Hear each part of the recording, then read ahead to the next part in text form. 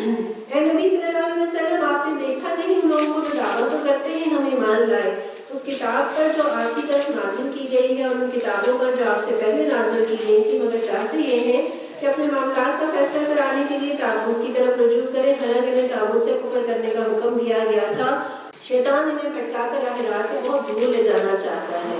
اور جب ان سے کہا جاتا ہے آؤ اس چیز کی طرف جو اللہ نے نازل کی ہے، آؤ رسول صلی اللہ علیہ وسلم کی طرف، تو ان منافقوں کو تم دیکھتے ہو کہ تمہاری طرف یعنی شریعت کی طرف آنے سے کتراتے ہیں۔ پھر اس وقت کیا ہوتا ہے جب ان کے اپنے ہاتھوں کی لائی ہوئی مصیبت ان پر آ پڑتی ہے، اس وقت یہ تمہارے پاس قسمیں کھاتے آتے ہیں اور کہتے ہیں کہ خدا کی قسم ہم تو صرف بھلائی چاہتے تھے اور ہماری نیت تو یہ تھی کہ فریقین میں کسی طرح موافقت ہو جائے۔ اللہ جانتا ہے جو کچھ ان کے دلوں میں ہے، ان سے تعرض مت کرو۔ فَأَعْرِضْ عَنْهُمْ وَعِظْهُمْ وَقُلْ لَهُمْ فِي أَنفُسِهِمْ قَوْلًا بَلِيغًا۔ ان سے تعرض مت کرو، انہیں سمجھاؤ اور ایسی نصیحت کرو جو ان کے دلوں میں اتر جائے۔ یہاں آپ ان الفاظ کو ذہن میں رکھتے ہوئے دیکھیے کہ کہا کہ فَأَعْرِضْ عَنْهُمْ، ان سے اعراض کرو۔ اگر اعرض عنہم کی بجائے میں پیچھے ہی پڑ جائیں بیٹھنے کے، اور وعظہم یعنی انہیں نصیحت کرو، وعظہم کی بجائے ڈانٹ ڈپٹ شروع کر دیں، اور وقل لہم ان سے کہنے کی بجائے اوروں سے کہنا شروع کر دیں، اور قولا بلیغا کی بجائے یعنی دل میں اتر جانے والی بات کہنے کی بجائے برا بھلا کہنا شروع کریں، تانے دینا شروع کریں، مذاق اڑانا شروع کر دیں، تو کیا اصلاح ہوگی؟ پھر اصلاح نہیں ہوگی بلکہ شیطان کو کام کرنے کا موقع ملے گا۔ انہیں بتاؤ کہ ہم نے جو رسول بھی بھیجا ہے اسی لیے بھیجا ہے کہ اس نے خدا بندی کی بنا پر اس کی اطاعت کی جائے۔ اگر انہوں نے یہ طریقہ اختیار کیا ہوتا کہ جب اپنے نفس پر ظلم کر بیٹھے تھے تو تمہارے پاس آ جاتے اور اللہ سے معافی مانگتے اور رسول صلی اللہ علیہ وسلم بھی ان کے لیے معافی کی درخواست کرتے تو یقیناً اللہ کو بخشنے والا اور رحم کرنے والا پاتے۔ اطاعت وَمَا أَرْسَلْنَا مِن رَّسُولٍ إِلَّا لِيُطَاعَ بِإِذْنِ اللَّهِ۔ اللہ تعالیٰ نے رسول صلی اللہ علیہ وسلم کو کس لیے بھیجا ہے کہ ان کی اطاعت کی جائے، ان کی بات مانی جائے۔ جس طرح نماز میں، روزے میں، حج میں ہم نے یہ دیکھنا ہے کہ نبی صلی اللہ علیہ وسلم کا طریقہ کیا تھا اور ہم اس طریقے کو فالو کریں، بالکل اسی طرح کاروبار میں، لین دین میں، خوشی غمی میں، باقی معاملات میں، برائی کے خلاف جہاد میں، نیکی کے ابلاغ میں، ان ساری چیزوں میں بھی رسول اللہ صلی اللہ علیہ وسلم ہی کا طریقہ اور ان کا اتباع مطلوب ہے۔ اور پیارے نبی صلی اللہ علیہ وسلم نے فرمایا تھا فَمَن رَغِبَ عَن سُنَّتِي فَلَيْسَ مِنِّي، جو میرے طریقے سے اعراض کرے اس کا میرے سے کوئی تعلق نہیں ہے، اس کا میرے سے کوئی واسطہ نہیں ہے۔ حضرت ابوبکر رضی اللہ عنہ نے کہا تھا کہ میں کوئی ایسی چیز نہیں چھوڑ سکتا جس پر رسول اللہ صلی اللہ علیہ وسلم عمل کیا کرتے تھے، کیونکہ مجھے ڈر ہے کہ اگر میں رسول اللہ صلی اللہ علیہ وسلم کے قول و فعل میں سے کوئی چیز چھوڑوں گا تو گمراہ ہو جاؤں گا، کہ اگر نبی صلی اللہ علیہ وسلم کے طریقے کو چھوڑا تو خدا نخواستہ گمراہی مقدر ہے۔ فَلَا وَرَبِّكَ لَا يُؤْمِنُونَ، نہیں ہے محمد صلی اللہ علیہ وسلم آپ کے رب کی قسم یہ کبھی مومن نہیں ہو سکتے جب تک کہ اپنے باہمی اختلافات میں یہ آپ کو فیصلہ کرنے والا نہ مان لیں، پھر جو کچھ فیصلہ آپ کریں اس پر اپنے دلوں میں کوئی تنگی محسوس نہ کرے بلکہ سر بسر تسلیم کر لیں۔ اگر ہم نے انہیں حکم دیا ہوتا کہ اپنے آپ کو ہلاک کرو یا اپنے گھروں سے نکل جاؤ تو ان میں کم ہی آدمی اس پر عمل کرتے، حالانکہ جو نصیحت انہیں کی جاتی ہے اگر یہ اس پر عمل کرتے تو ان کے لیے زیادہ بہتری اور زیادہ ثابت قدمی کا موجب ہوتا، اور جب یہ ایسا کرتے تو ہم انہیں اپنی طرف سے بہت بڑا اجر دیتے اور انہیں سیدھا رستہ دکھا دیتے۔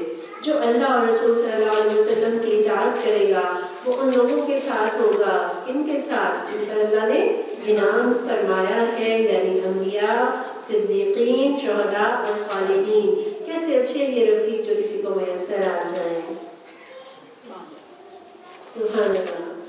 دین پر چلتے ہوئے نا بعض اوقات آپ کو اپنا آپ بڑا اجنبی سا محسوس ہونے لگتا ہے۔ اس سے پہلے بہت ساری محفلوں میں آپ جایا کرتے تھے، انجوائے کرتے تھے، اب وہ محفلیں چھٹ جاتی ہیں، وہ دوستیاں اب وہ نہیں رہتی، لوگ بعض اوقات آپ کو دیکھ کر راستہ بدل لیتے ہیں کیونکہ آپ نے اپنا راستہ بدل لیا۔ تو اللہ تعالیٰ اس آیت میں بتا رہے ہیں کہ دیکھو اگر تم اتنے بہت ساری محفلوں سے اور دوستوں سے اور مشاغل سے کٹے ہو تو دیکھو تم جڑے کہاں ہو، تمہاری نسبت کن لوگوں کے ساتھ وابستہ ہوئی ہے۔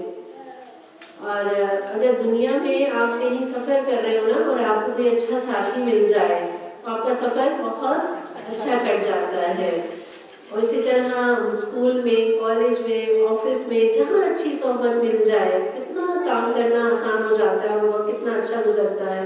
پڑوس اچھا مل جائے، زندگی کا ساتھی اچھا مل جائے تو زندگی تو جنت بن گئی ہے نا. تو یہ ساتھی کتنے اہم ہوتے ہیں، اور اللہ تعالیٰ ایسے لوگوں کی رفاقت میرے اور آپ کے لیے پیش کر رہے ہیں کہ اللہ اور اس کے رسول کی اطاعت کرو گے تو کیا اچھے لوگوں کی رفاقت، ان کا ساتھ جو ہے وہ تمہیں ملے گا. تو اللہ تعالیٰ ہمیں ان کی رفاقتیں عطا کرے.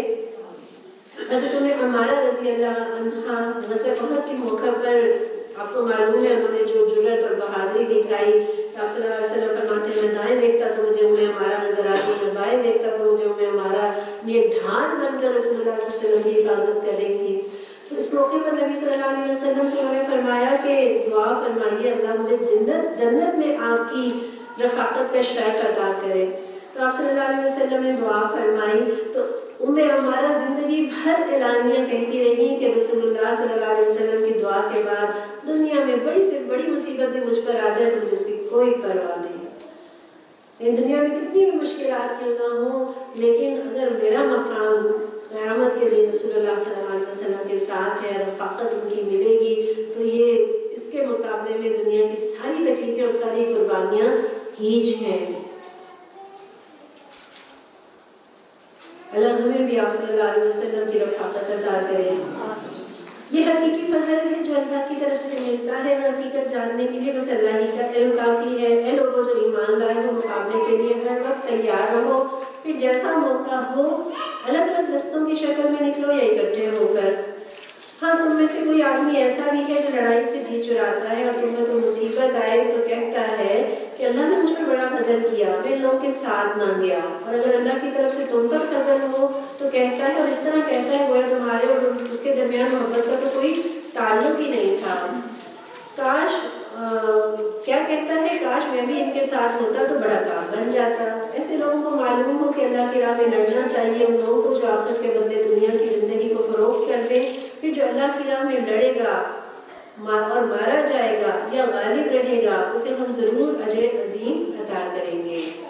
آخر کیا وجہ ہے کہ تم اللہ کی راہ میں ان بے بس مردوں، عورتوں اور بچوں کی خاطر نہ لڑو جو کمزور پا کر دبا لیے گئے ہیں، اور فریاد کر رہے ہیں کہ خدایا ہم کو اس بستی سے نکال جس کے بعد شمل ظالم ہیں، اور اپنی طرف سے ہمارا کوئی حامی و مددگار پیدا کر دے.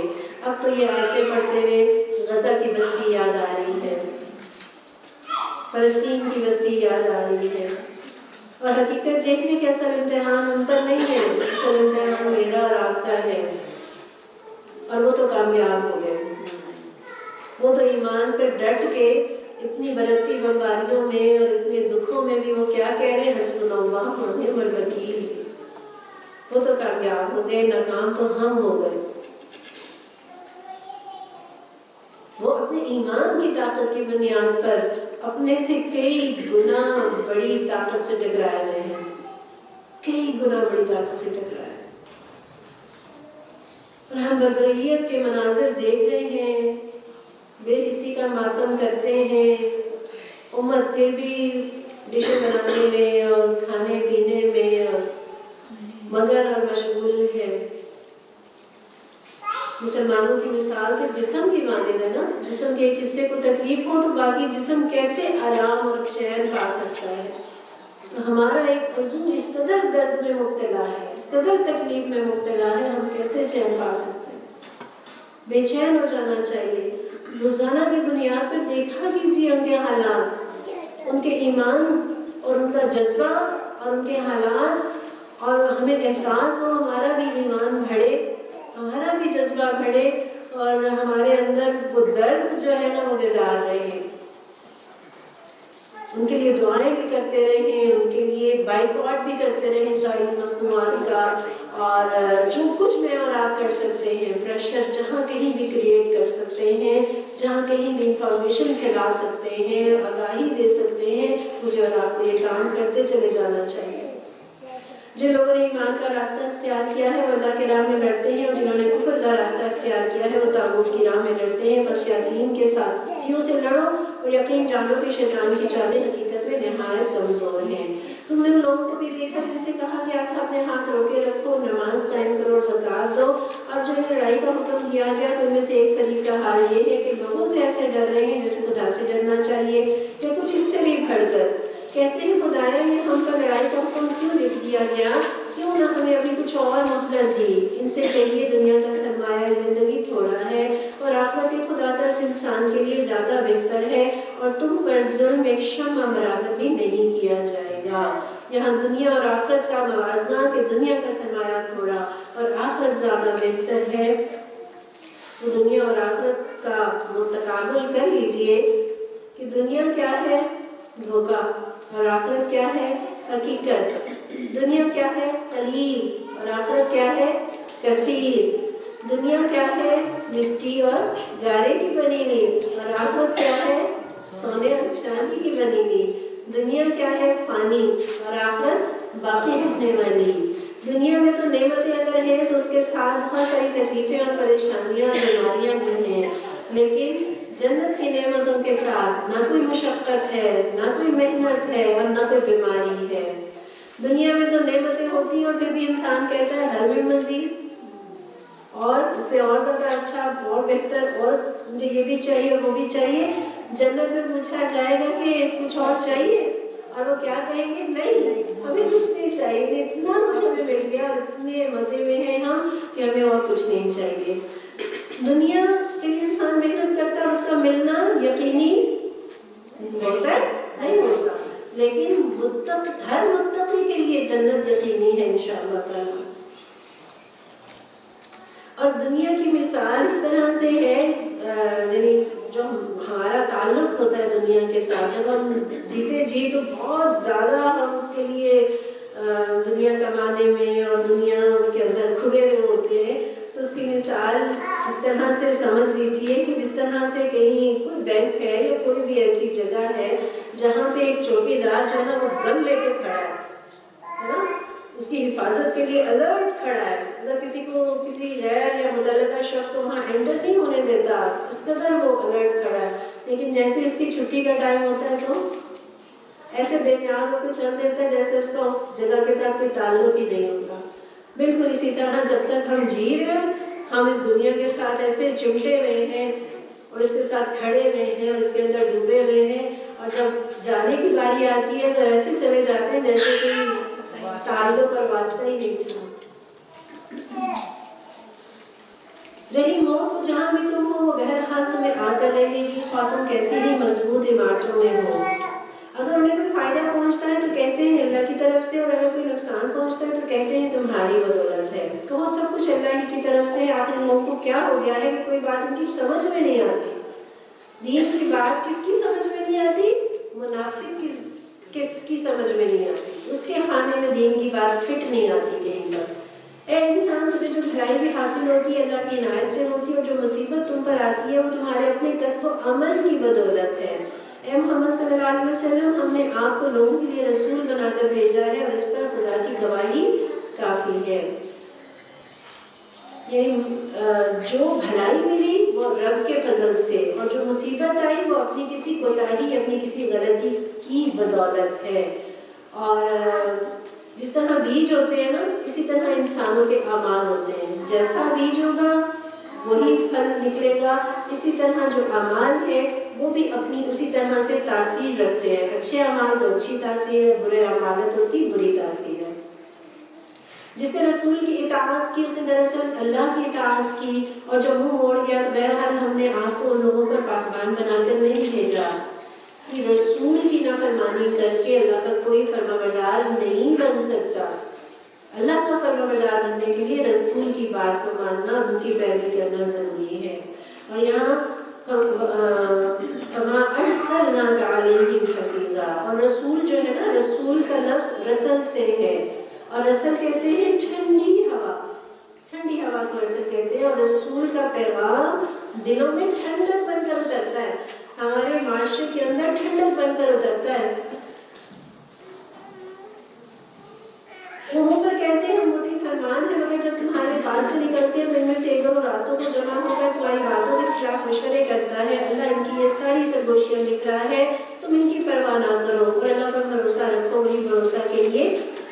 آتی ہے۔ کیا یہ لوگ قرآن کو غور نہیں کرتے؟ اگر یہ اللہ کے سوا کسی اور کی طرف سے ہوتا تو اس میں بہت کچھ اختلاف بیانی پائی جاتی۔ افلا یتدبرون القرآن، یہ قرآن کا غور و فکر کیوں نہیں کرتے؟ اللہ تعالیٰ سوال کر رہے کیوں ہم اس پر غور و فکر نہیں کرتے؟ ہم بس پڑھتے چلے جاتے ہیں، ہمیں ختم کرنا ہوتا ہے اور ہم اس پر رک کر سوچتے کیوں نہیں ہیں؟ تو تدبر کے معنی کیا ہے کہ جو بھی کام کیا جائے اس کے نتیجے، اس کے انجام پر غور و فکر کر لیا جائے۔ یعنی قرآن کے کسی حکم کو ماننے کا کیا نتیجہ نکلے گا اور اس کو نہ ماننے کا نقصان کیا ہوگا، تدبر اس کو کہتے ہیں۔ تو اللہ تعالیٰ مجھے اور آپ کو تدبر کرنے کی توفیق دے دے۔ ہم بچوں سے تو کہتے ہیں رٹا نہ لگاؤ، سمجھ کر پڑھو، لیکن خود قرآن کو بے سمجھے بوجھے پڑھتے چلے جاتے ہیں۔ یہ لوگ جہاں کوئی اطمینان بخش یا خوفناک خبر سن پاتے اسے لے کر پھیلا دیتے ہیں، حالانکہ اگر یہ اسے رسول اور اپنی جماعت کے ذمہ دار اصحاب تک پہنچائیں تو وہ ایسے لوگوں کے علم میں آ جائے جو ان کے درمیان اس بات کی صلاحیت رکھتے ہیں کہ اس سے صحیح نتیجہ اخذ کر سکے۔ تم لوگوں پر اللہ کی مہربانی اور رحمت نہ ہوتی تو تمہاری کمزوریاں ایسی تھیں کہ معدود چند کے سوا تم سب شیطان کے پیچھے لگ گئے ہوتے۔ بس اے نبی صلی اللہ علیہ وسلم، آپ اللہ کی راہ میں لڑیے، آپ اپنی ذات کے سوا کسی اور کے لیے ذمہ دار نہیں ہیں۔ البتہ اہل ایمان کو لڑنے کے لیے اکسائیے، بھائی نہیں کہ اللہ کافروں کا زور توڑ دے۔ اللہ کا زور سب سے زیادہ زبردست اور اس کی سزا سب سے زیادہ سخت ہے۔ اس سے پتہ چلتا ہے کہ نیکی کے کام میں، کسی بھی اچھے کام میں کوئی معاون نہ بھی ملے نا، اکیلے کام کو شروع کر دینا چاہیے۔ کوئی ساتھی نہیں بھی ساتھ چلتا تو اکیلے کام شروع کر دینا چاہیے، اور ساتھیوں کا نہ ہونا کوئی عذر نہیں ہے۔ اور یہاں یہ بھی ہم نے دیکھا کہ لیڈر خود بھی کرتا ہے اور اپنے ساتھیوں کو بھی ابھارتا ہے کہ تم بھی اس کام کو کرو۔ جو بھلائی کی سفارش کرے گا اس میں سے حصہ پائے گا، اور جو برائی کی سفارش کرے گا اس میں سے حصہ پائے گا۔ اللہ ہر چیز پر نظر رکھنے والا ہے۔ یعنی ہم کسی نیکی کے کام کی جب سفارش کر دیں گے، اس کو نصیحت کر دیں گے، اس کو اس پٹڑی پر لے آئیں گے تو اس نیکی میں برابر کے حصے دار ہوں گے۔ اور اسی طرح کوئی برائی کی طرف کسی کو لا رہا ہے، اس کو انٹروڈیوس کرا رہا ہے یا اس کی حوصلہ افزائی کر رہا ہے، اس کو رستہ دکھا رہا ہے، تو وہ اس برائی میں بھی برابر کا حصے دار ہوگا، برائی کی طرف بلانے والا۔ ایک حدیث میں الدال علی الخیر کفاعلہ کی، جو شخص کسی کو نیک عمل کی دعوت دے اس کو بھی ایسے ہی ثواب ملتا ہے جیسے اس نیک عمل کرنے والے کو ملتا ہے۔ تو اپنے لیے نیکیاں جمع کرنے کا کتنا اچھا کہہ لیجیے کہ پلان اللہ تعالیٰ نے دے دیا کہ تم اس طرح سے اپنی نیکیوں کو بہت بڑھا سکتے ہو۔ اور جب کوئی احترام کے ساتھ تمہیں سلام کرے تو اس کو اس سے بہتر طریقے کے ساتھ جواب دو، یا کم از کم اسی طرح اللہ ہر چیز کا حساب لینے والا ہے۔ انہیں سلام کرنا، پھر سلام اگر کوئی کرے تو اس کا جواب دینا، اور جواب اس سے زیادہ بہتر انداز میں دینے کی کوشش کیجیے، زیادہ اچھے انداز میں دینے کی کوشش کیجیے، اور جتنا زیادہ آپ اچھے انداز سے جواب دیں گے اتنی زیادہ اجر اپنا بڑھا لیں گے۔ سیدنا عمران رضی اللہ عنہ فرماتے ہیں کہ ایک آدمی رسول اللہ صلی اللہ علیہ وسلم کے پاس آیا اور کہا السلام علیکم، اور آپ نے فرمایا 10۔ پھر ایک اور آدمی آیا، اس نے کہا السلام علیکم ورحمۃ اللہ، آپ نے فرمایا 20۔ پھر ایک اور آدمی آیا، اس نے کہا السلام علیکم ورحمۃ اللہ وبرکاتہ، آپ نے فرمایا 30۔ یعنی اس پہلے سلام سے کتنی نیکیاں ملی؟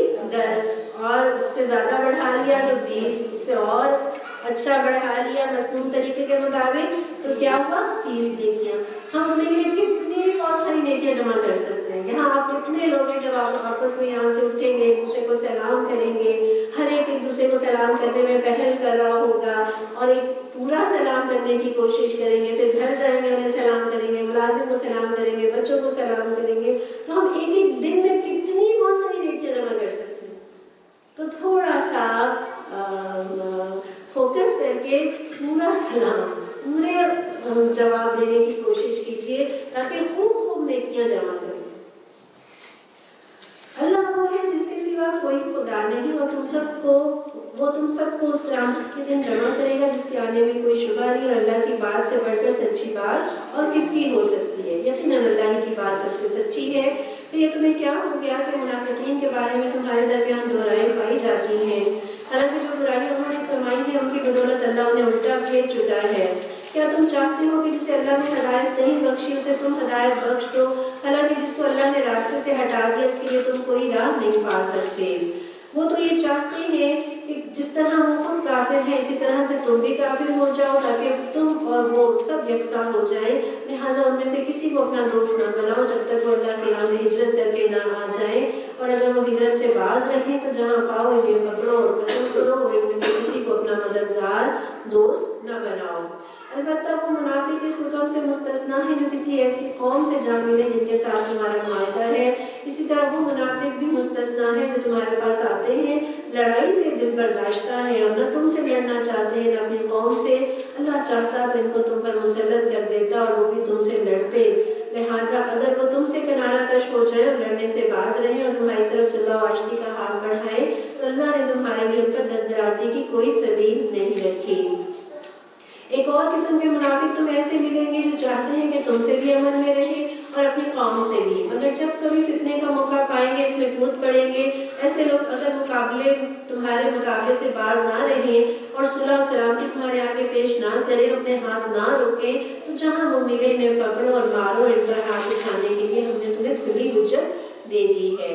کسی مومن کا یہ کام نہیں کہ کسی دوسرے مومن کو قتل کرے الا یہ کہ اس سے چوک ہو جائے، یعنی قتل خطا کا یہاں ذکر ہے، اور جو شخص کسی مومن کو غلطی سے قتل کر دے تو اس کا کفارہ کیا ہے کہ ایک مومن کو غلامی سے آزاد کرے اور مقتول کے وارثوں کو خون بہا دے دے، الا یہ کہ وہ خون بہا معاف کر دیں۔ لیکن اگر وہ مسلمان مقتول کسی ایسی قوم سے تھا جس سے تمہاری دشمنی ہو تو اس کا کفارہ ایک مومن غلام آزاد کرنا ہے، اور اگر وہ کسی ایسی غیر مسلم قوم کا فرد تھا جس سے تمہارا معاہدہ ہو تو اس کے وارثوں کو خون بہا دیا جائے گا، اور ایک مومن غلام آزاد کرنا ہوگا، جو غلام نہ پائے وہ کیا کرے، پے در پہ 2 مہینے کے روزے رکھے۔ یہ اس گناہ پر اللہ سے توبہ کرنے کا طریقہ ہے اور اللہ علیم و دانا ہے۔ تو یہ کس کا کفارہ بتایا جا رہا ہے؟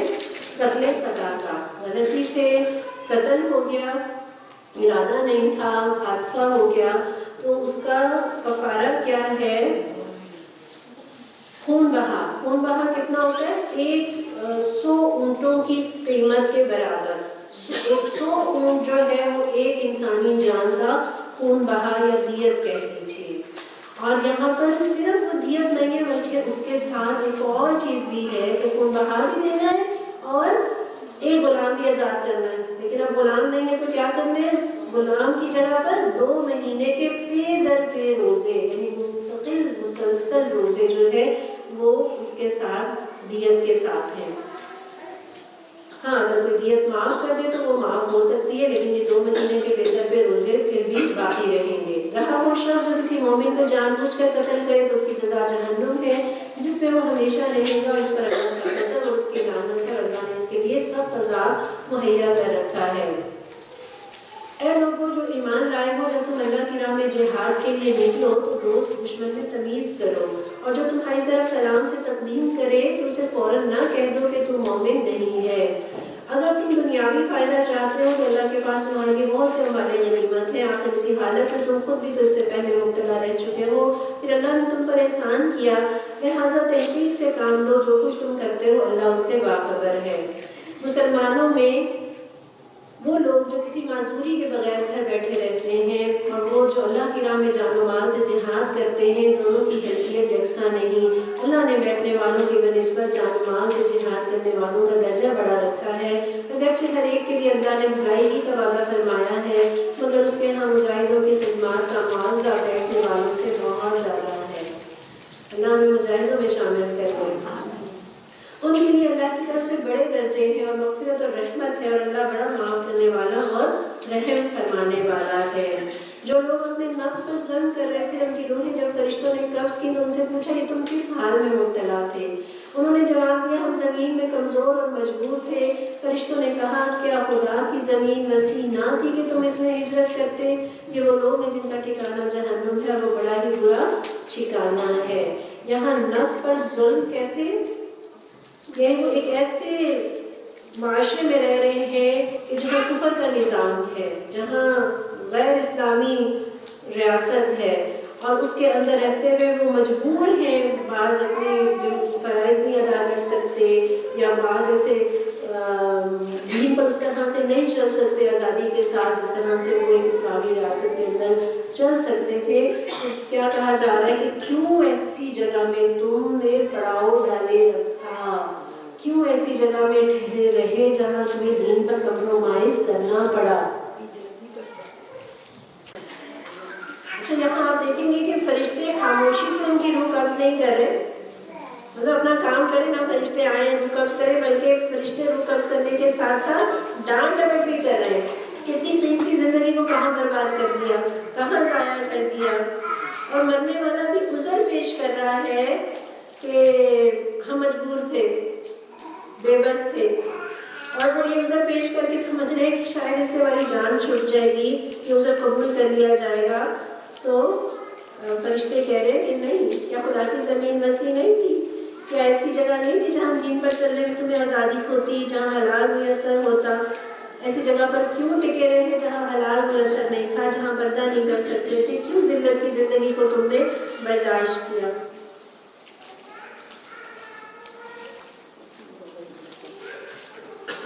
دارالکفر میں بہت سارے لوگ رہتے ہیں, اور دارالکفر میں رہنا یعنی آپ کی کوئی فرسٹ چوائس نہیں ہونی چاہیے, ٹھیک ہے. اور اس میں ایک اور چیز یہ کہ دارالکفر میں اگر رہنا ہی پڑے تو دو ہی صورتیں ہیں جس میں آپ رہ سکتے ہیں, کہ جب کوئی شخص اس خطے میں اسلام کو پھیلانے کی صحیح کرتا رہے, یعنی وہ دین کی خدمت کرے وہاں پر, تو یہ ایک جواز ہے کہ وہ غیر اسلامی ملک میں. اور پھر دوسری صورت یہ ہے کہ وہ نکلنا چاہتا ہے لیکن نکلنے کا کوئی راستہ نہیں پاتا, مجبور ہے, بے بس ہے, تو وہ ناپسندیدگی اور کراہت کے ساتھ وہاں رہے, ٹھیک ہے نا. یہ وہ لوگ ہیں جن کا ٹھکانہ جہنم ہے, اور وہ بڑا ہی برا ٹھکانہ ہے. ہاں جو مرد اور عورتیں اور بچے واقعی بے بس ہیں, نکلنے کا کوئی راستہ اور ذریعہ نہیں پاتے, وہی نہیں کہ اللہ انہیں معاف کر دے. اللہ بڑا معاف کرنے والا اور درگزر کرنے والا ہے. جو کوئی اللہ کی راہ میں ہجرت کرے گا وہ زمین میں پناہ لینے کے لیے بہت جگہ اور مسروقات کے لیے بڑی گنجائش پائے گا. اور جو لوگ اپنے گھر سے اللہ اور رسول کی طرف ہجرت کے لیے نکلے پھر راستے ہی میں انہیں موت آ جائے, اس کا اجر اللہ کے ذمہ واجب ہو گیا. اللہ بہت بخشش فرمانے والا اور رحیم ہے. یعنی ہجرت کے لیے نکلتے ہی اجر پکا ہو گیا, چاہے منزل پر پہنچے یا نہ پہنچے. اور جب تم لوگ سفر کے لیے نکلو تو کوئی مذائقہ نہیں, اگر نماز میں اختصار کر دو. کس چیز کا حکم ہے یہاں پر؟ قصر نماز کا حکم آ گیا.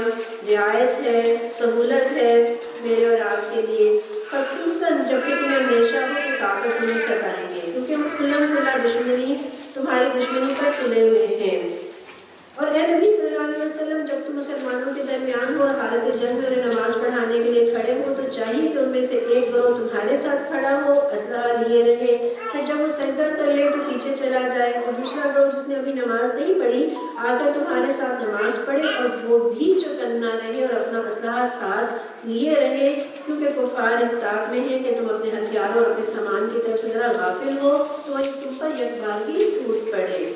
آپ یہاں دیکھ سکتے ہیں کہ میدان جنگ میں بھی نماز کی تاکید, بلکہ باجماعت نماز کی تاکید. جب میدان جنگ میں نماز کی تاکید ہے اور باجماعت نماز کی تاکید ہے تو امن کی حالت میں کتنی اس کی تاکید ہوگی, کتنی اس کی اہمیت ہوگی.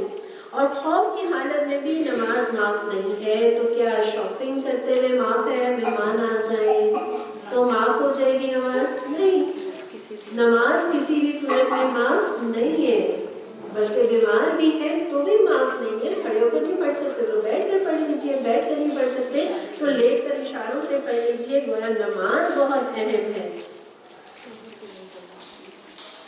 اور نماز جنگ کے دوران بھی گویا یہ وہ ہتھیار ہے جو ہمیں دشمن کے حملے سے بچائے گا. باقی ہتھیاروں کے ساتھ یہ بھی ایک ہتھیار ہے, اللہ کے ساتھ تعلق. آج جو ڈٹے ہوئے غزہ میں, فلسطین میں, ان کے پاس اور تو کوئی ہتھیار نہیں ہے, یہی ہتھیار ہے ان کے پاس, جو رب کے ساتھ ان کا تعلق ہے, جو ایمان ہے, جو ان کا یہ مضبوط توکل اور بھروسہ ہے رب کی ذات پر, یہی چیز انہیں کھڑا کیے ہوئے ہے. تو یہ چیز ایک بہت بڑا ہتھیار ہوتی ہے کسی بھی مومن کا. اچھا, ہتھیار اٹھا کر نماز پڑھ سکتے ہیں تو بچے کو بھی اٹھا کر نماز پڑھی جا سکتی ہے. البتہ اگر تم بارش کی وجہ سے تکلیف محسوس کرو یا بیمار ہو تو اصلاح دینے میں کوئی ذائقہ نہیں، مگر پھر بھی چوکنے رہو، یقین رکھو کہ اللہ نے کافروں کے لیے رسوا کن عذاب مہیا کر رکھا ہے۔ پھر جب تم نماز سے فارغ ہو جاؤ تو کھڑے اور بیٹھے اور لیٹے ہر حال میں اللہ کو یاد کرتے رہو۔ یعنی نماز کی ظاہری شکل میں کچھ کمی ہوئی نا جنگ کے دوران میں یا کسی بھی ایسی سچویشن میں، تو اس کمی کو اللہ کی یاد سے پورا کرو، اللہ کے ذکر سے پورا کرو۔ اور جو فرائض ہے نا، آپ دیکھیں اس کی تو حد ہے، نماز کی حد ہے نا کہ کتنی پڑھنی ہے، لیکن اللہ کے ذکر کی کوئی حد نہیں ہے۔ ہر حال میں کھڑے ہیں، بیٹھے ہیں، لیٹے ہیں، اللہ کو یاد کرتے رہے۔ اور انسان کی تین ہی حالتیں ہوتی ہیں، وہ کھڑا ہے یا وہ بیٹھا ہے یا وہ لیٹا ہوا ہے، گویا ہر حال میں وہ اللہ کو یاد کرتا رہے۔ اور جب نعمتیں ہم ہر وقت لے رہے ہیں، جب اس کی نعمتیں ہر وقت پا رہے ہیں، تو اس کا ذکر، اس کا شکر، اس کی تعریف بھی ہر وقت بیان کی جانی چاہیے۔ اور اللہ کے ذکر سے جو درجے ملتے ہیں اور اس سے جو انعام ملتے ہیں وہ بے حد و حساب ہے۔ ہم پڑھتے ہیں اللہم صلی وسلم علی نبینا محمد، 10 گناہ معاف ہو گئے، 10 درجے بلند ہو گئے، 10 نیکیاں لکھ دی گئیں۔ پھر ایک اور ذکر ہے جو جنت میں درخت لگانے کا باعث بنتا ہے، میرے ساتھ پڑھ لیجئے، سبحان اللہ العظیم و بحمدہ۔ ایک اور درخت لگا لیں، سبحان اللہ العظیم و بحمدہ۔ ایک اور لگا لیجئے، سبحان اللہ العظیم و بحمدہ۔ ٹھیک ہے نا؟ یہ چھوٹے چھوٹے اذکار ہیں لیکن اجر اور صلہ بہت زیادہ ہے۔ جب اطمینان نصیب ہو جائے تو پوری نماز پڑھو۔ نماز در حقیقت ایسا فرض ہے جو پابندی کے ساتھ ایمان پر لازم کیا گیا ہے۔ یعنی ٹائم کی پابندی، وقت پر ادا کرنا، اور وقت میں بھی اول وقت پر ادا کرنا، یہ مسنون اور مستحب اور افضل ہے۔ آپ صلی اللہ علیہ وسلم نے کبھی بھی کوئی نماز آخری وقت میں نہیں پڑھی مگر 2 بار، یہاں تک کہ آپ صلی اللہ علیہ وسلم نے وفات پائی۔ یعنی پوری زندگی میں 2 ہی موقع ایسے تھے کہ آپ نے نماز کے وقت کو ذرا مؤخر کر کے پڑھا۔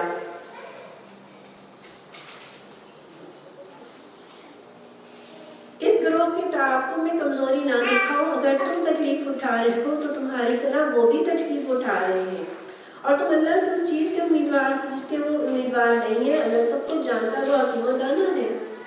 یہاں بات تو جہاد کی چل رہی ہے، لیکن آپ دیکھیں کہ آپ جو محنت کر رہے ہیں اپنے دین کے لیے، دین سیکھنے کے لیے، دین کو سکھانے کے لیے، کسی بھی نیکی کے کام میں جو محنت آپ کر رہے ہیں، تو کیا دنیا والے محنت نہیں کر رہے دنیا پانے کے لیے؟ اگر آپ ہمیں تھک رہے ہیں تو وہ بھی تھک رہے ہیں، اگر آپ ہمیں نیند قربان کر رہے ہیں تو وہ بھی نیند قربان کر رہے ہیں، ہے نا؟ تو لیکن آپ کو جو ملنے والا ہے نا انشاءاللہ تعالیٰ اللہ کی رحمت سے، ہم اس نیکی کا جو اجر پائیں گے انشاءاللہ تعالیٰ، دنیا والے اس نیکی کا اجر، اس کام کا اجر نہیں پائیں گے۔ وہ تھکیں گے، ہم بھی تھکیں گے، لیکن انشاءاللہ تعالیٰ ہم جو اجر پائیں گے اس کا مقابلہ نہیں کیا جا سکتا۔ اے نبی صلی اللہ علیہ وسلم، ہم نے یہ کتاب حق کے ساتھ آپ کی طرف نازل کی ہے تاکہ جو راہ راست اللہ نے تمہیں دکھائی ہے اس کے مطابق لوگوں کے درمیان فیصلہ کرو۔ تم بددیانت لوگوں کی طرف سے جھگڑنے والے نہ بنو، یعنی جو کوئی کرپٹ ہے، جو خائن ہے، جو بددیانت ہے، اس کی حمایت میں اور آپ کرنے والے نہ ہوں۔ اللہ سے درگزر کی درخواست کرو، بڑا درگزر کرنے والا اور رحیم ہے۔ جو لوگ اپنے نفس سے خیانت کرتے ہیں تم ان کی حمایت نہ کرو، اللہ کو ایسا شخص پسند نہیں جو خیانت کار اور معصیت پیشہ ہو۔ یہ لوگ انسانوں سے اپنی حرکات چھپا سکتے ہیں مگر خدا سے نہیں چھپا سکتے، وہ تو اس وقت بھی ان کے ساتھ ہوتا ہے جب یہ راتوں کو چھپ کر اس کی مرضی کے خلاف مشورے کرتے ہیں۔ ان کے سارے اعمال پر اللہ محیط ہے۔ ہاں تم لوگوں نے ان مجرموں کی طرف سے دنیا کی زندگی میں تو جھگڑا کر لیا، لیکن قیامت کے روز ان کی طرف سے کون جھگڑا کرے گا؟ قیامت کے دن جب کہ پیغمبر بھی نفسی نفسی کر رہے ہوں گے تو کون ان کی طرف سے جھگڑا کرے گا؟ آخر وہاں کون ان کا وکیل ہوگا؟ اگر کوئی شخص برا فعل کر گزرے یا اپنے نفس پر ظلم کر جائے، اس کے بعد اللہ سے درگزر کی درخواست کرے تو اللہ کو درگزر کرنے والا رحیم پائے گا۔ یعنی مجھے اور آپ کے لیے کیا کہہ لیجیے، اللہ تعالیٰ ایک وہ دے رہے ہیں کہ میرے طرف آ جاؤ، پلٹ آؤ، اگر غلطیاں کی ہیں، اگر گناہ کیے ہیں تو واپس آ جاؤ، پلٹ آؤ، اگر آپ معاف کر دیں گے۔ اور پیارے نبی صلی اللہ علیہ وسلم کی ایک حدیث کا مفہوم ہے کہ اس شخص کے لیے خوشخبری ہو جو اپنے نام و اعمال میں کثرت سے استغفار پائے، جس کے اعمال نامے میں سب سے زیادہ استغفار ہے، وہ بڑا خوش قسمت ہے، بڑا خوش نصیب ہے۔ جو برائی کما لے تو یہ اس کی کمائی اسی کے لیے وبال ہوگی۔ اللہ کو سب باتوں کی خبر ہے، وہ حکیم اور دانا ہے۔ پھر جس نے کوئی خطا یا گناہ کر کے اس کا الزام کسی بے گناہ پر تھوپ دیا، اس نے تو بڑے بہتان اور صحیح گناہ کا بار سمیٹ لیا۔ اے نبی صلی اللہ علیہ وسلم، اگر اللہ کا فضل آپ پر نہ ہوتا، اس کی رحمت آپ کے شامل حال نہ ہوتی تو ان میں سے ایک گروہ نے تو آپ کو غلط فہمی میں مبتلا کرنے کا ارادہ ہی فیصلہ ہی کر لیا تھا۔ حالانکہ در حقیقت وہ خود اپنے سوا کسی کو غلط فہمی میں مبتلا نہیں کر رہے تھے اور تمہارا کوئی نقصان نہ کر سکتے تھے۔ اللہ نے آپ پر کتاب اور حکمت نازل کی ہے اور آپ کو وہ کچھ بتایا ہے جو آپ کو معلوم نہ تھا، اور اس کا فضل آپ پر بہت ہے۔ اِنَّا أَعْطَيْنَاكَ الْكَوْثَرَ، اللہ نے خیر کثیر عطا کی، اللہ نے بڑا فضل فرمایا۔ اللہ تعالیٰ نے نبوت اور کتاب اور ہدایت سے سرفراز کیا۔ لوگوں کی خفیہ سرگوشیوں میں اکثر و بیشتر کوئی بھلائی نہیں ہوتی۔ ہاں اگر کوئی پوشیدہ طور پر صدقہ خیرات کی تلقین کرے یا کسی نیک کام کے لیے یا لوگوں کے معاملات میں اصلاح کے لیے کسی سے کچھ کہے تو یہ بھلی بات ہے، اور جو کوئی اللہ کی رضا جوئی کے لیے ایسا کرے گا ہم اسے بڑا اجر عطا فرمائیں گے۔ سرگوشیاں، یہاں سرگوشیوں کی بات ہو رہی ہے۔ اللہ تعالیٰ میری اور آپ کی سرگوشیوں کو بھی مانیٹر کرتا ہے، اللہ ان کو دیکھ رہا ہے، اللہ واقف ہے، اللہ سنتا ہے، اور اللہ سرگوشی کرنے کا طریقہ بھی سکھاتے ہیں کہ سرگوشی کرنا ویسے تو پسندیدہ نہیں ہے، لیکن ہاں کوئی نیکی کے کام کی، کوئی خفیہ صدقے کی، کوئی ایسی پلاننگ آپ کرنا چاہتے ہیں یا کسی دو ناراض لوگوں کے درمیان صلح کرانا چاہتے ہیں تو ان کاموں کے لیے سرگوشی کرنے کی اجازت بھی ہے، اور ان کاموں میں سرگوشی کرنا کوئی برائی نہیں بلکہ پسندیدہ ہے۔ لیکن عام طور پر سرگوشی جو ہے وہ مینرز کے خلاف ہے اور یہ کوئی عام حالات میں پسندیدہ چیز نہیں ہے۔ مگر جو شخص رسول کی مخالفت پر کمر بستہ ہو اور اہل ایمان کی روش کے سوا کسی اور روش پر چلے، درحال کہ اس پر راہ راست واضح ہو چکی ہو، تو اس کو ہم اسی طرف چلائیں گے جدھر وہ خود پھر گیا، اور اسے جہنم میں جھونکیں گے جو بدترین جائے قرار ہے۔ اللہ کے ہاں بس شرکی کی معافی نہیں ہے، اس کے سوا سب کچھ معاف ہو سکتا ہے جسے وہ معاف کرنا چاہے۔ جس نے اللہ کے ساتھ کسی کو شریک ٹھہرایا وہ تو گمراہی میں بہت دور نکل گیا۔ وہ اللہ کو چھوڑ کر دیویوں کو معبود بناتے ہیں، وہ اس باغی شیطان کو معبود بناتے ہیں جس کو اللہ نے لعنت زدہ کیا ہے۔ وہ اس شیطان کی اطاعت کر رہے ہیں جس کا اللہ نے کہا تھا، جس نے اللہ سے کہا تھا کہ میں تیرے بندوں سے ایک مقرر حصہ لے کر رہوں گا، میں نے بہکاؤں گا، میں نے آرزوؤں میں الجھاؤں گا، میں نے حکم دوں گا اور میرے حکم سے جانوروں کے کان پھاڑیں گے، اور میں نے حکم دوں گا اور میرے حکم سے خدائی صاف میں رد و بدل کریں گے۔ اس شیطان کو جس نے اللہ کے بجائے اپنا ولی و سرپرست بنا لیا وہ سری نقصان میں پڑ گیا۔ شیطان جو ہے اس کی کوشش کیا ہے کہ وہ ہماری تمام وسائل میں سے، اوقات میں سے، صلاحیتوں میں سے، نعمتوں میں سے وہ حصہ لینا چاہتا ہے، ٹھیک ہے، ہماری اولاد میں اپنا حصہ لینا چاہتا ہے، ہماری وقت میں سے اپنا حصہ لینا چاہتا ہے، ہماری صلاحیتوں میں سے، ہماری کوششوں میں سے حصہ لینا چاہتا ہے۔ تو بہت الرٹ رہنے کی ضرورت ہے۔ پھر اس کا پروگرام کیا ہے کہ میں نے آرزو میں الجھاؤں گا، تمنائیں دلاؤں گا، وہ اسی تمنا کو پورا کرتے کرتے وہ اس دنیا سے گزر جائیں گے،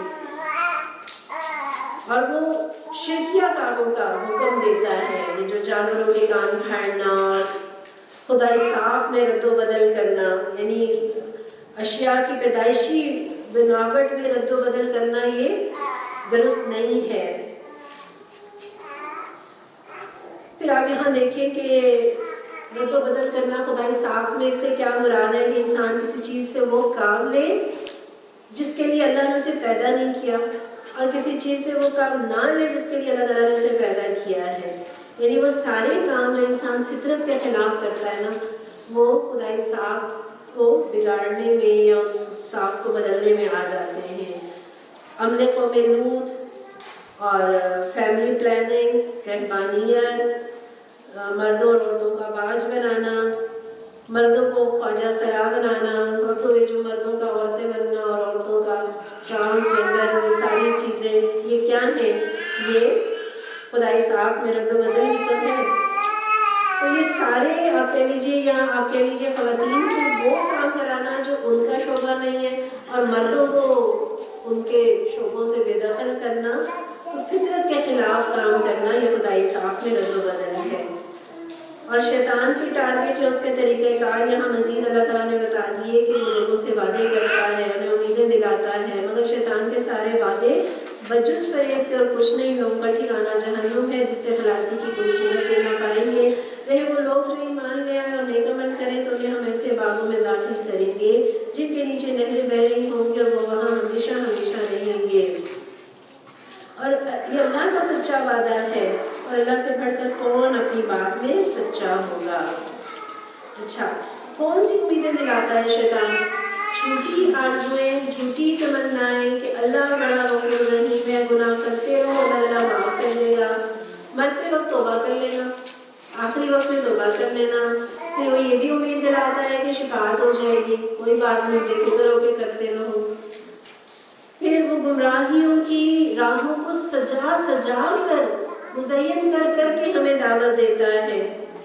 پھر کبھی یہ کہتا ہے کہ دوزخ کی آگ تمہیں نہیں چھوئے گی، وہ تمہارے لیے تھوڑی ہے، وہ تو کفار کے لیے ہے، اور اگر چھوئے گی بھی تو تھوڑی دیر کے لیے، اور وہ گناہ جو ہے وہ تمہارے صاف ہو جائیں گے اور پھر جنت میں چلے جاؤ گے۔ گویا جہنم جہنم نہ وہی کوئی غسل خانہ ہو گیا کہ جہاں بندہ جا کے نہا دھو لے اور صاف ہو کر کسی اور جگہ پہ چلا جائے۔ یہ کوئی مذاق نہیں ہے،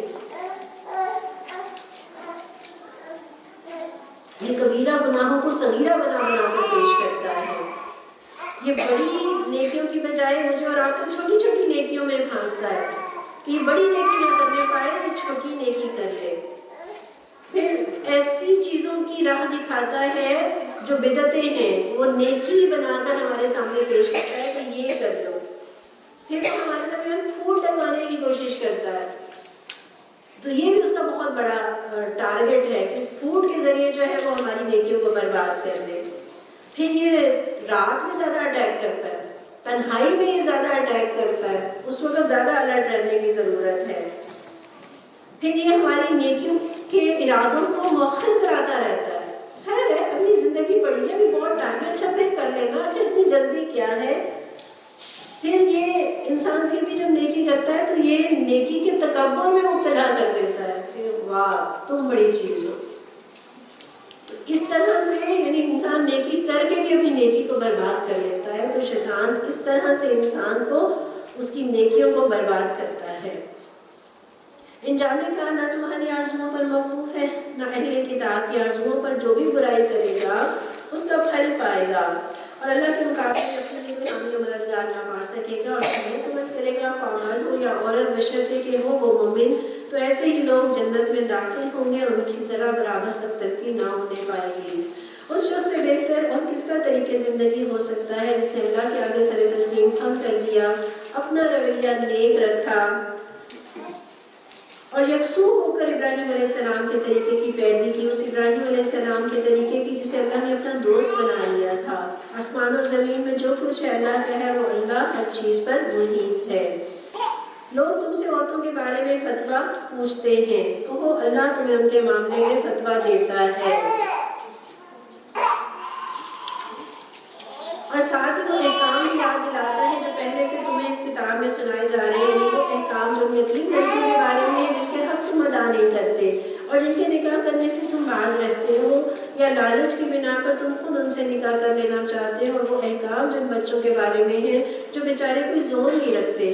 اللہ تمہیں ہدایت کرتا ہے کہ یتیموں کے ساتھ انصاف پر قائم رہو، اور جو بھلائی تم کرو گے وہ اللہ کے علم سے چھپی نہ رہ جائے گی۔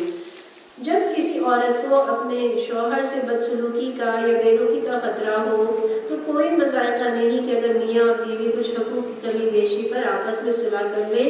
صلح بہرحال بہتر ہے، نفس تنگلی کی طرف جلد مائل ہو جاتے ہیں، لیکن اگر تم لوگ احسان سے پیش آؤ اور خدا ترسی سے کام لو تو یقین رکھو اللہ تمہارے طرز عمل سے بے خبر نہ بیویوں کے درمیان پورا عدل کرنا تمہارے بس میں نہیں ہے، تم چاہو بھی تو اس پر قادر نہیں ہو سکتے، لہٰذا قانون الہی کا منشا پورا کرنے کے لیے یہ کافی ہے کہ ایک بیوی کی طرف اس طرح نہ جھک جاؤ کہ دوسری کو ادھر لٹکتا چھوڑ دو۔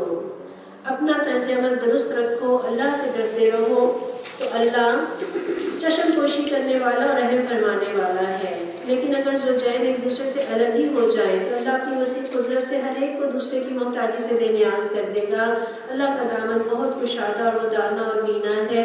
آسمان اور زمین میں جو کچھ ہے سب اللہ ہی کا ہے۔ تم سے پہلے جن کو ہم نے کتاب دی تھی انہیں بھی یہ ہدایت کی تھی، اور اب تم کو بھی یہی ہدایت کرتے ہیں کہ خدا سے ڈرتے ہوئے کام کرو۔ لیکن اگر تم نہیں مانتے تو نہ مانو۔ آسمان اور زمین کی ساری چیزوں کا مالک اللہ ہی ہے، وہ بے نیاز ہے، ہر تعریف کا مستحق۔ ہاں، اللہ ہی مالک ہے ان ساری چیزوں کا جو آسمانوں میں ہے، جو زمین میں ہے، اور کارسازی کے لیے بس وہی کافی ہے۔ اگر وہ چاہے تو تم لوگوں کو ہٹا کر تمہاری جگہ دوسروں کو لے آئے، اور وہ اس کی پوری قدرت رکھتا ہے۔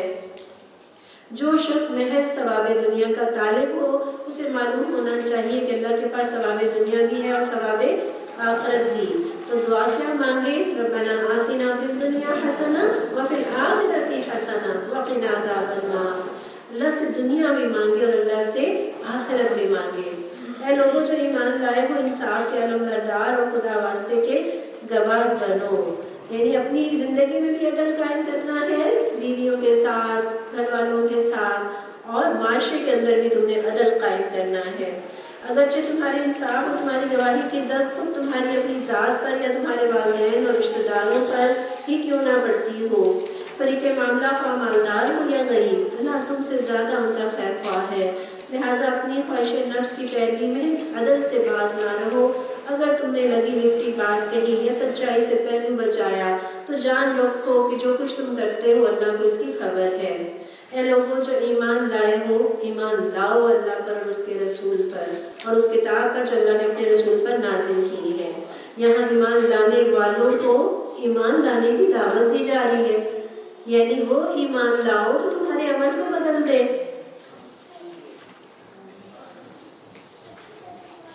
سچا ایمان لاؤ، خالص ایمان لاؤ، اور ہر اس کتاب پر جو اس سے پہلے وہ نازل کر چکا ہے، جس نے اللہ، اس کے ملائکہ اور اس کی کتابوں اور اس کے رسولوں روز آخرت سے کفر کیا، وہ گمراہی میں بھٹک کر بہت دور نکل گیا۔ نہیں وہ لوگ جو ایمان لائے پھر کفر کیا، پھر ایمان لائے پھر کفر کیا، پھر اپنے کفر میں بڑھتے چلے گئے، اللہ ان کو ہرگز معاف نہیں کرے گا، نہ کبھی ان پر راہ راست دکھائے گا۔ اور جو منافق اہل ایمان کو چھوڑ کر کافروں کو اپنا رفیق بناتے ہیں، انہیں یہ مژدہ سنا دو کہ ان کے لیے دردناک سزا تیار ہے۔ کیا یہ لوگ عزت کی طلب میں ان کے پاس جاتے ہیں؟ حالانکہ عزت تو ساری کی ساری اللہ ہی کے لیے ہے۔ اللہ اس کتاب میں تم کو پہلے ہی حکم دے چکا ہے کہ جہاں تم سنو کہ اللہ کی آیات کے خلاف کفر بکا جا رہا ہے اور ان کا مذاق اڑایا جا رہا ہے، وہاں نہ بیٹھو جب تک کہ لوگ کسی دوسری بات میں نہ لگ جائیں۔ اللہ کی آیات کے خلاف کہیں کفر بکا جا رہا ہو تو کیا ایمان والا وہاں بہت انجوائے کر سکتا ہے، برداشت کر سکتا ہے؟ یہ ایسے ہی ہے جیسے کوئی آپ کے خدا نہ خواستہ ماں باپ کو گالی دے تو برداشت نہیں ہو سکتا نا۔ ہم ایسی جگہ پر نہ بیٹھ سکتے ہیں، نہ ان لوگوں کی محفل کو انجوائے کر سکتے ہیں۔ تو اگر اپنے والدین کے خلاف ہم کوئی بات نہیں برداشت کر سکتے تو اللہ کا دین ہمیں یقیناً اپنے والدین سے بڑھ کر پیارا ہے۔ کہ دین کے خلاف کوئی بات کر رہا ہو، دین کے حکم کی خلاف ورزی ہو رہی ہو، اس کی دھجیاں اڑائی جا رہی ہو، تو اس محفل میں آپ کو سکون نہیں مل سکتا۔ اور جس بات کا زبان سے کہنا گناہ ہے، اس بات کا کانوں سے سننا بھی گناہ ہے۔